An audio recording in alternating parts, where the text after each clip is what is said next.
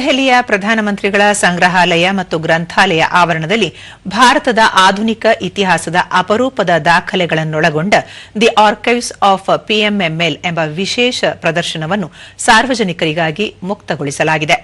ಇತಿಹಾಸದಲ್ಲಿ ಮೊದಲ ಬಾರಿಗೆ ಪಿಎಂಎಂಎಲ್ ತನ್ನ ಬೃಹತ್ ದಾಖಲೆಗಳ ಸಂಗ್ರಹದಿಂದ ಆಯ್ದ ಕೆಲವು ಪ್ರಮುಖ ಪತ್ರಗಳು ಮತ್ತು ಹಸ್ತಪ್ರತಿಗಳನ್ನು ಪ್ರದರ್ಶನಕ್ಕೆ ಇಡಲಾಗಿದೆ.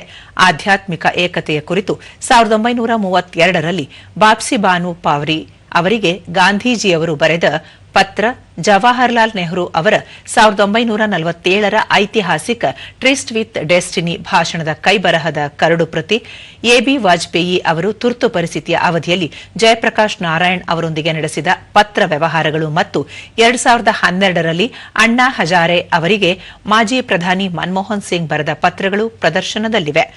ಪಿಎಂಎಂಎಲ್ ಕಾರ್ಯಕಾರಿ ಮಂಡಳಿಯ ಅಧ್ಯಕ್ಷ ನೃಪೇಂದ್ರ ಮಿಶ್ರಾ ಅವರು ಪ್ರದರ್ಶನವನ್ನು ಉದ್ಘಾಟಿಸಿದರು. ಬಳಿಕ ಅವರು ಸಂಗ್ರಹಾಲಯದಲ್ಲಿ 1300ಕ್ಕೂ ಹೆಚ್ಚು ವೈಯಕ್ತಿಕ ಮತ್ತು ಸಾಂಸ್ಥಿಕ ಸಂಗ್ರಹಗಳಿದ್ದು ಸುಮಾರು 2.5 ಕೋಟಿಗೂ ಹೆಚ್ಚು ದಾಖಲೆಗಳಿವೆ. ಇದು ದೇಶದಲ್ಲೇ ಅತ್ಯಂತ ವಿಶಿಷ್ಟವಾದ ದಾಖಲೆ ಸಂಗ್ರಹವಾಗಿದ್ದು ಸಂಶೋಧಕರಿಗೆ ಮತ್ತು ಇತಿಹಾಸಕಾರರಿಗೆ ಅತ್ಯಂತ ಪ್ರಮುಖ ಸಂಪನ್ಮೂಲವಾಗಿದೆ ಎಂದು ಹೇಳಿದರು. ಈ ಪ್ರದರ್ಶನವು ಏಪ್ರಿಲ್ 14ರವರೆಗೆ ಸಾರ್ವಜನಿಕರಿಗೆ ಲಭ್ಯವಿರುತ್ತದೆ. ಪ್ರತಿದಿನ ಬೆಳಿಗ್ಗೆ 10 ಗಂಟೆಯಿಂದ ಸಂಜೆ 5 ಗಂಟೆಯವರೆಗೆ ವೀಕ್ಷಿಸಬಹುದು.